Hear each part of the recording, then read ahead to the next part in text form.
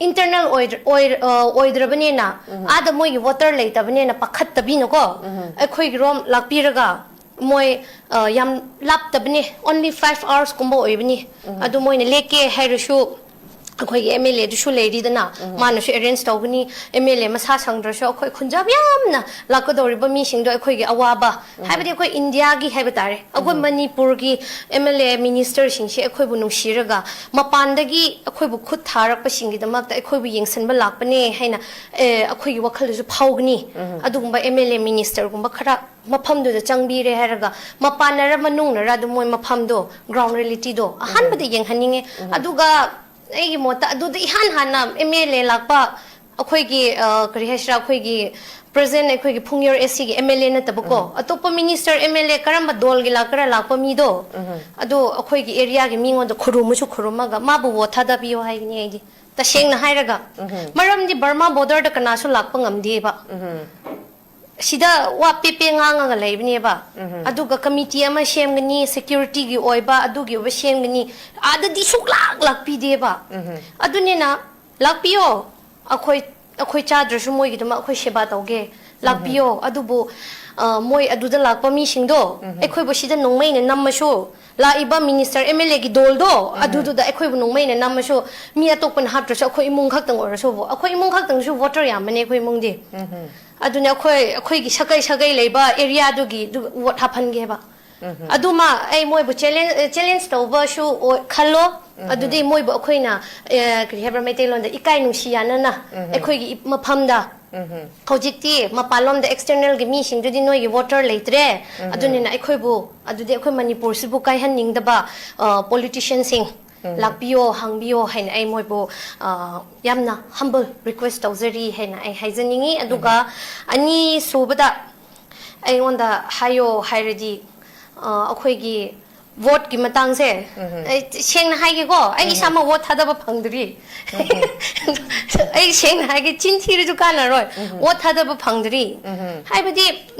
akhoi naga gi amale haibada setpa haibada chappa haiba inman su shoiba haiba inman laga shoiba she akhoi naga tarabani hojik shuni go lingjel manaman na shoiba she akhoi naga oikrabani lingjel manadi di hai roiba ko she lingjel mana khrazane amana lingjel mana da ba amana manaman na shoiba shoiba she kai gino hairaga lingjel manaman na akhoi gi umbrella duna hai ba ngai ba da khoi noi shoi re ba hojik she adu lingjel si manari ne ba order si ngai ra do aigi oinadi aidi sengna hairaga hujik namli wangli choro haibasi ai khoi lamrom ne aidi adu lamda pokpane andu lamde gi haurakpane aduga namli haibase 2014 da haibdi sarkar na mafam adu da market hangba yarani haina lakhiba sarkar na mafam shi haina khangiba mafam natabani seng hairaga wangli ga namli se akhoi gi khungi ningthau miam border area da leba khungi ningthau miam na adudagi akhoi gi leba authority miam na si mafam sidi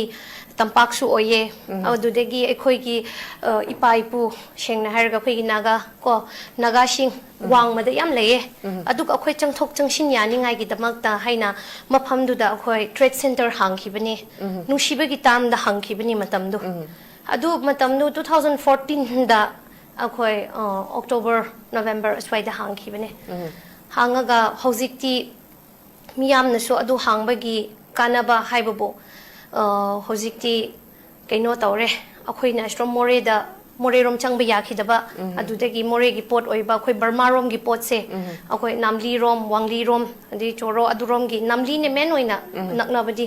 namli to tamu she only 40 minutes ne ko 40 minutes 40 minutes nga tangne akhoi na kempo da chapa matamda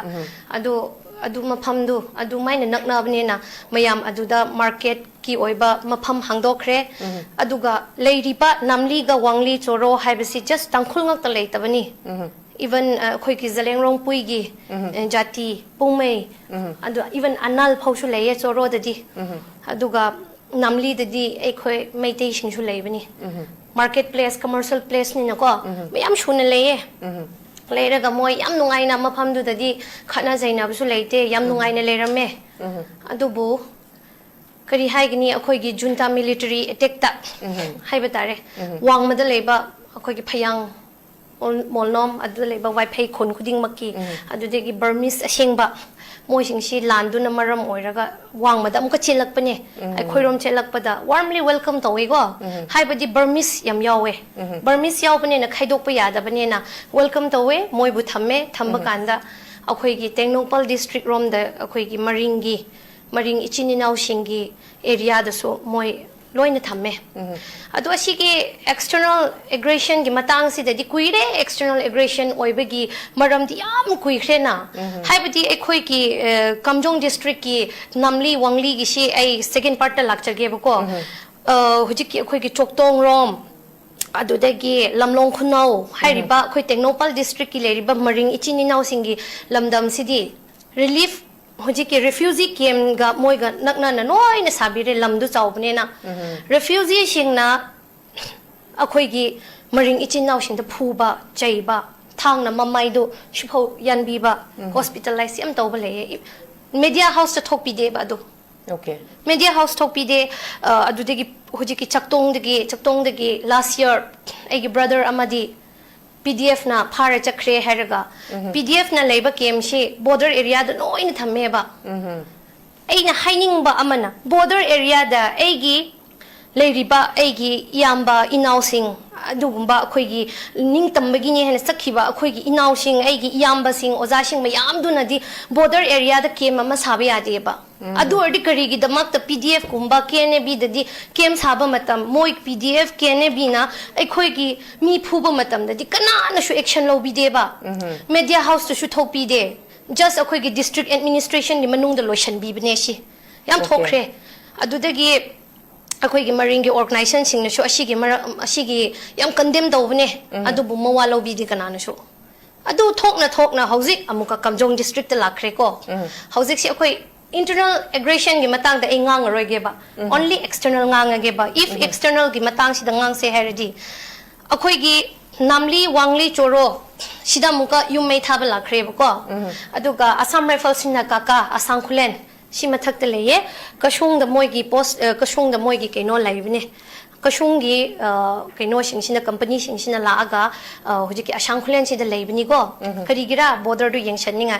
border yengshanba chatlo border du akhoigi India Manipur ngak piyo hai roi sheba hujikti India border du ngak piyo hai bneda India border du moi di ngak piyo hai raga moi training tawba matamda kasam chaba matamda di armed forces singsi man akhoi India sing ngak ngai hena kasam chaba natro moi di dumuk chawba India gi oiba India gi akhoi military force se prithvi da mari shubada leigo adu moi di akhoi imamera pai bi ga sinawlong ga khanna ni Manipur da lakpra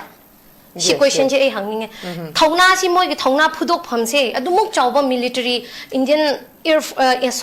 Indian armed force ki atobudi Assam Rifles di armed force manung di chande moi Ministry of Home Affairs ra kari home ministry da leibani adubu Indian army gi mi shu moi da yam leibane mix up tawba leibane na adugumbadu moi na washak lawbu shu moi kawkhre